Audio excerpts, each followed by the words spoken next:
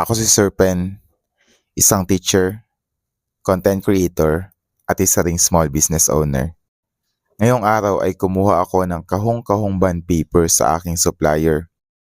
Naisipan ko kasi na mag-supply ng bond paper dito sa Tanay Rizal. Sobrang mahal kasi ng mga bilihin kaya ako na yung magsusupply ng murang bond paper dito sa Tanay. Nakakapagod ang biyahe. Mabuti na lang may kapartner akong driver na pwedeng mag-pick up ng mga orders ko mula sa malayo.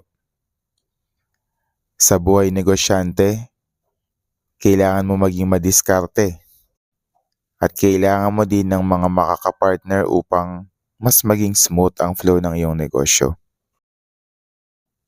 Muli, ako si Sir Pen, isang teacher, content creator, at isa ring small business owner. Hanggang sa susunod na kwento.